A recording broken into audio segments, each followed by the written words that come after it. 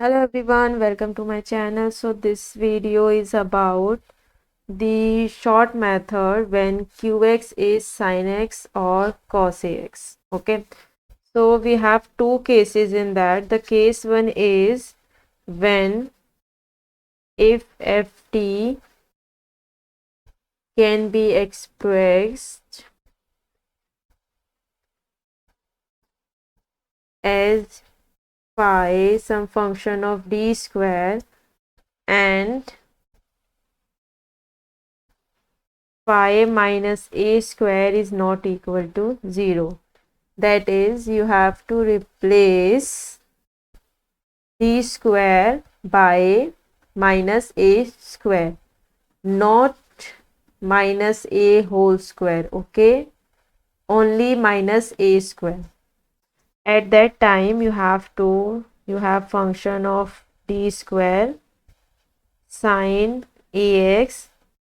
So you just gonna replace d square by minus a square, and the after simplification you will get the pi, the particular integral. Similarly for cos ax, so similarly for cos ax, phi d square cos ax is equal to 1 by phi minus a square cos ax. Okay, now we have case 2 also. So in the case 2 is similarly like we have in the EAX, that is when FD is expressed by phi d square, where phi minus a square is equal to 0. Okay, so if it is equal to 0, then what we'll do, we have the function 1 by f d e power a iota x dot v. So it will be e a iota x divided by f d plus a iota v, where this v is any function of x. Okay, so where v is a function of x. Okay, that is, if we have the ft like d square a square sin ax, then we will write it like that: imaginary part of 1 by d square plus a square cos ax plus iota sin ax, and this sin x will be equal to imaginary part of 1 by d square plus a square e power a iota x, because with iota we have sin ax. Similarly for cos ax, it will be the real part of 1 by d square plus a square e power a iota x. Okay, so now we're gonna have one example for that. So the first example is d square plus 1 y is equal to cos 2x. So this is a simple example. Now to find its complementary function, first you have to write down the auxiliary equation. So auxiliary equation for this question is d square plus 1 is equal to 0, and from that if you solve it, then d will be equal to plus minus iota. Therefore the complementary function, that is CF, or you can see YC, will be equal to C1 cos x plus C2 sin x, where the CI's are arbitrary constants. Okay, arbitrary constants. Now for pi, we have to find out the yp, and that will be equal to d square plus 1 multiplied by cos 2x.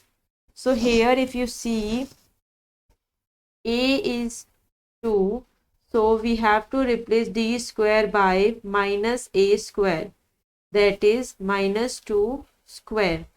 So it will be divided by minus 2 square plus 1 cos 2x, and that will be equal to divided by minus 4 plus 1, that will be minus 3 cos 2x. So this will be the desired required pi. So therefore the required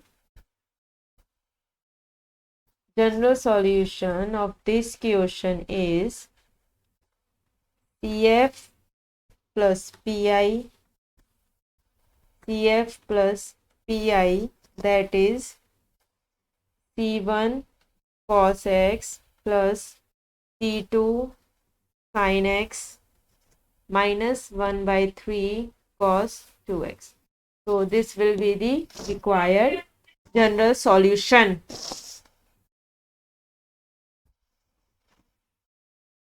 Now we'll do the second method, example for the second method.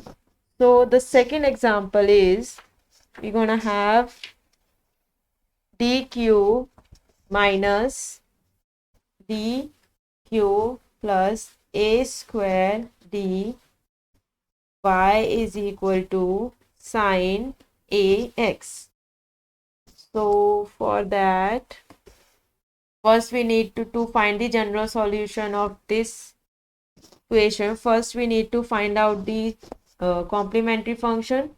So for that, if you see in this, the auxiliary equation is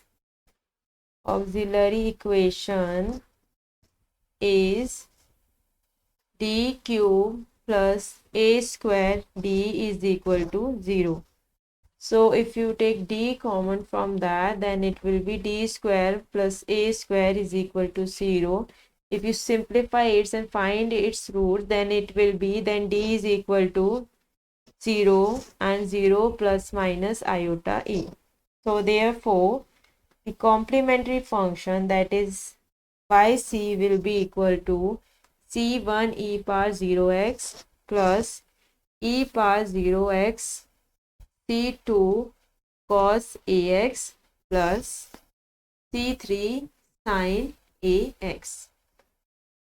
It will be equal to, because e power 0 is 1, so it will be c1 plus c2 cos ax plus c3 sin ax, where c1, c2 and c3 are arbitrary constants.